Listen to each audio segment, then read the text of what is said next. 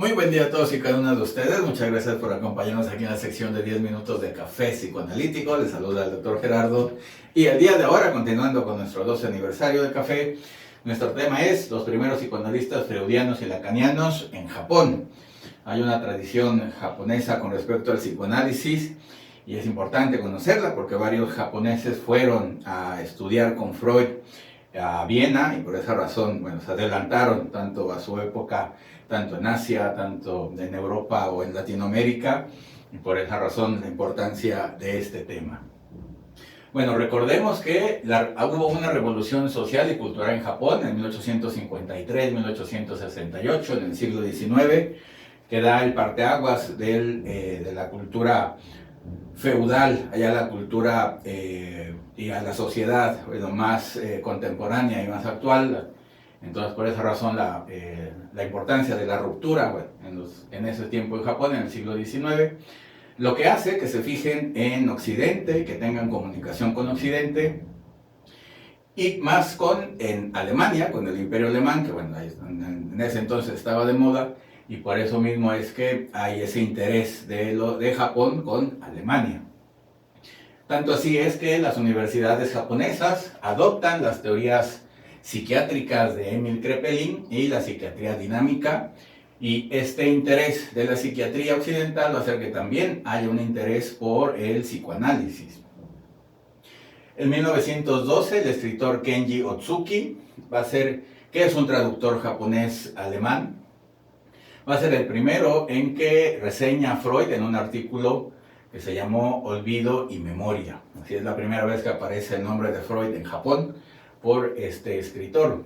En 1914, el psicólogo Yoshihide Kubo de Hiroshima escribe un artículo sobre el sueño con la teoría freudiana y viaja a Estados Unidos a la Universidad de Clark con Stanley Hill para conocer sobre el psicoanálisis.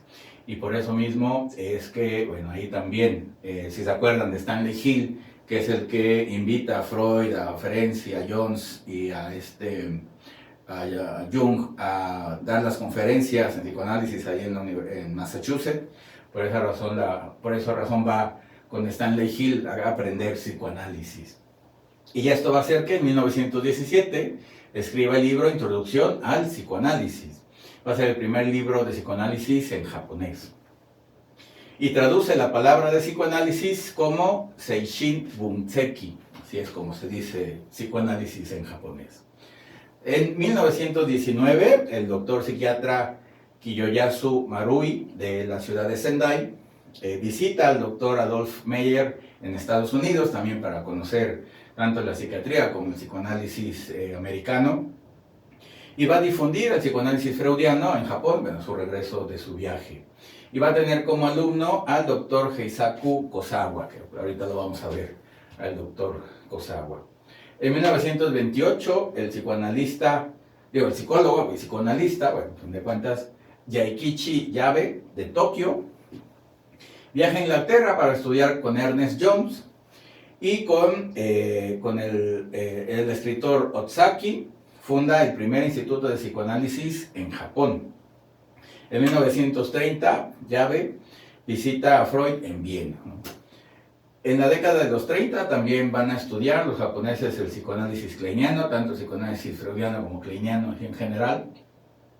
Y en 1932 aparece el doctor Eisaku Kosawa, que va a viajar a Viena para analizarse con Freud y con Sterba, y va a postular el complejo de Ahase, que ya lo vimos en un video anterior, que se considera el Edipo japonés.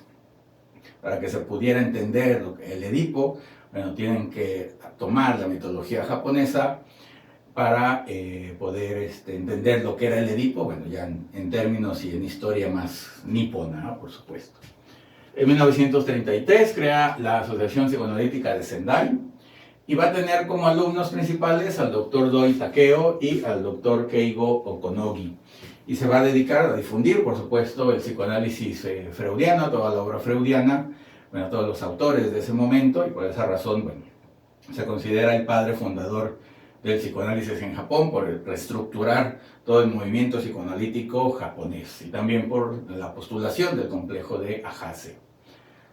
Va a pasar tiempo y bueno, en 1960 el filósofo Tagatsuku Sasaki, que era un filósofo antipsiquiatra o antipsiquiatría, fue alumno del doctor Takeo. Él se va a interesar por la obra lacaniana y va a traducir el libro de los escritos de Lacan en 1969. Al hacer esto, bueno, por estar, le da a conocer a Lacan lo que hizo en Japón, y Lacan se interesa por ello, y en 1970 viaja Lacan a Japón con el doctor Sasaki, y bueno, ya hacen una amistad, y pues conocemos que Lacan en su historia fue a visitar Japón. El filósofo Sasaki es el que tiene que ver con este viaje, y bueno, gracias a ese viaje que hace Lacan a Japón, escribe sobre la cosa japonesa, Lacan, que se refiere al goce japonés, y también se va a interesar por el amae, que lo va a definir como un rasgo, como la letra, y al final como el concepto de litoral. Si conocen el concepto litoral de Lacan, bueno, a esto se refiere, a este amae japonés, y bueno, que también lo vimos rápidamente en el video anterior, cuando hablamos del complejo de Ahase. En 1980, el filósofo Sasaki escribe uno de sus libros famosos, que es El Padre, la Madre y la Ley, que habla sobre el sujeto japonés desde la teoría lacaniana.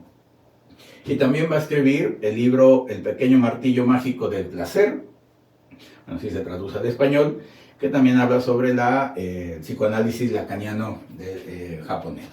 Así que bueno, este pequeño recorrido con respecto a los japoneses, tanto freudianos como lacanianos, los que conocieron a Freud en su momento, estando en vida, y bueno, y también bueno, a Lacan, por supuesto, también.